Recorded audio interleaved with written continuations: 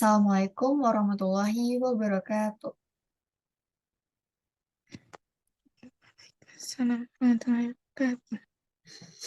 Pada pertemuan kali ini, kami eh, dari mata kuliah pedagogi pertemuan ketiga akan membahas materi tentang pedagogi sebagai ilmu pengetahuan dan pandangan pendidikan tentang manusia sebagai animal educator.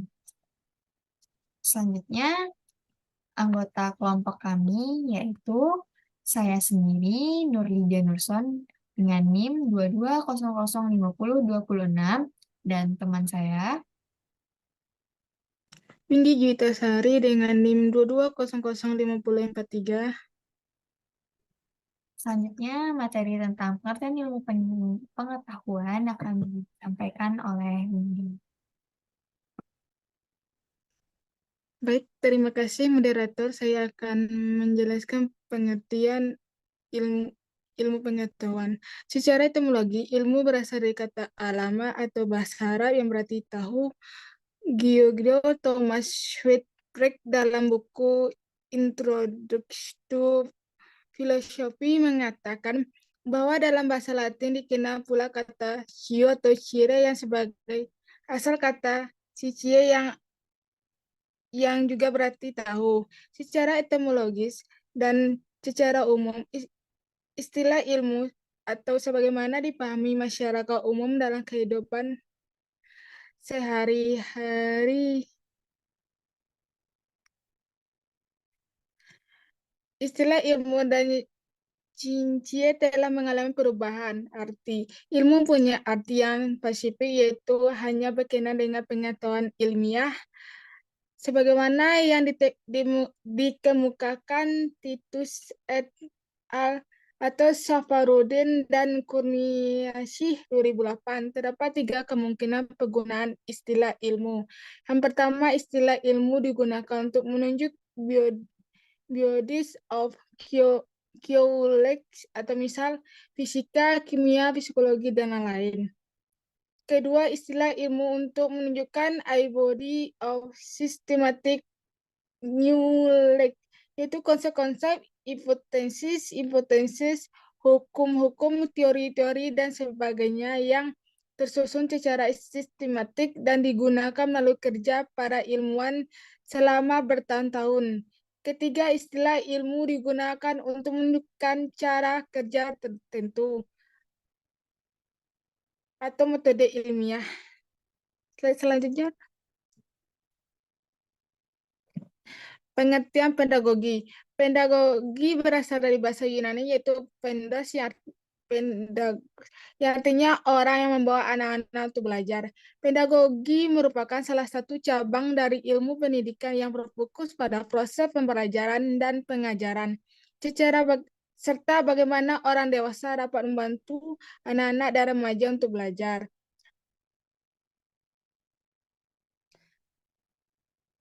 Di sisi lain ada juga pedagogi, yaitu pergaulan dengan anak-anak yang kemudian berubah menjadi pedagogio atau pedagogi yang berarti praktik. Pendidikan anak-anak atau praktik mendidik anak, dan terbentuklah istilah pedagogi yang berarti ilmu pendidikan atau ilmu mendidik anak. Dalam beberapa literatur ditemukan di antara pendidikan dan ahli ilmu pendidikan menyatakan pedagogi sebagai ilmu pendidikan atau ilmu mendidik. Selanjutnya, moderat. Pedagogi sebagai ilmu pengetahuan. Pengertian pendidikan secara luas, maka tujuan itu tidak terbatas. Tujuan pendidikan sama dengan tujuan hidup. Maya Harjo dalam Safarudin dan Kurniasi 2008. Jadi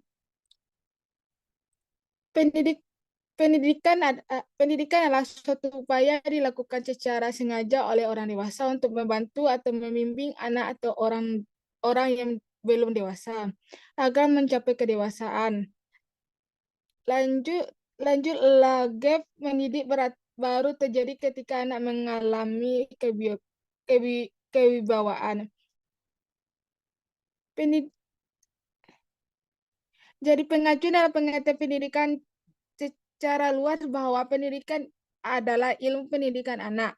Akan tetapi, akan tapi Rabe Safarudin mengungsi 2008 dalam bukunya Back Nafto Teori Pedagogik atau pendidikan dapat dalam artian yang hakiki ialah proses pemberian bimbingan dan bantuan rohani kepada orang dewasa yang belum dewasa dan mendidik tindakan dengan sengaja untuk mencapai tujuan pendidikan.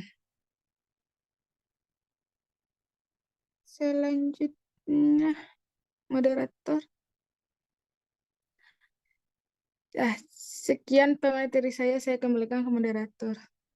Baik, terima kasih Windy Juitasari. Selanjutnya saya akan menjelaskan tentang pedagogi yang mempunyai 4 fungsi.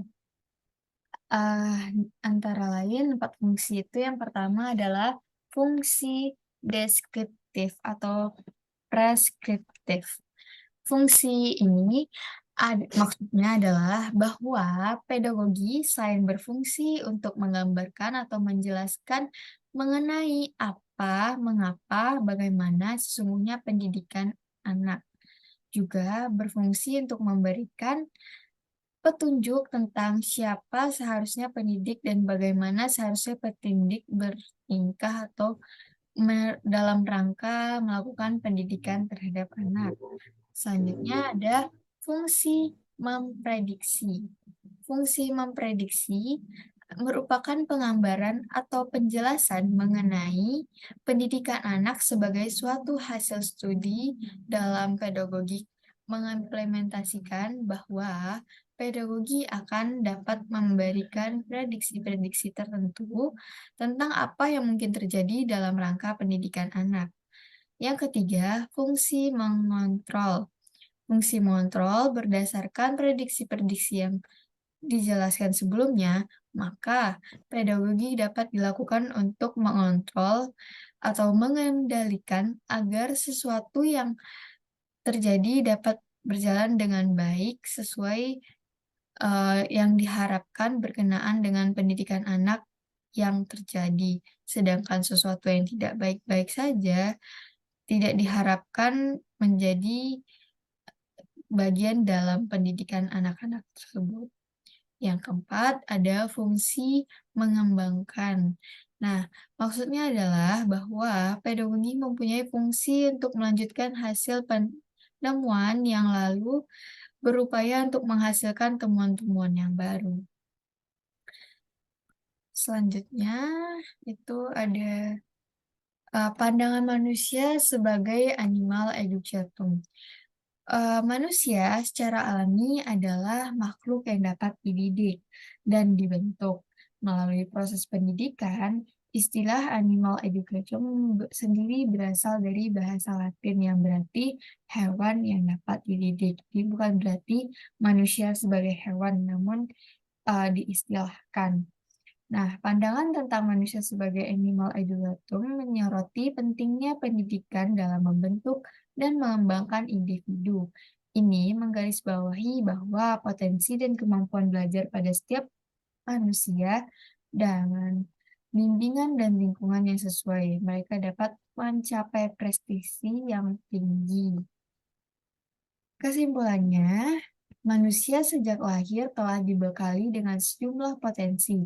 Potensi adalah kemampuan kesanggupan daya yang menjadi modal bagi manusia tersebut agar kelak dapat siap mandiri dalam menjalankan kehidupan di lingkungan di mana dia berada.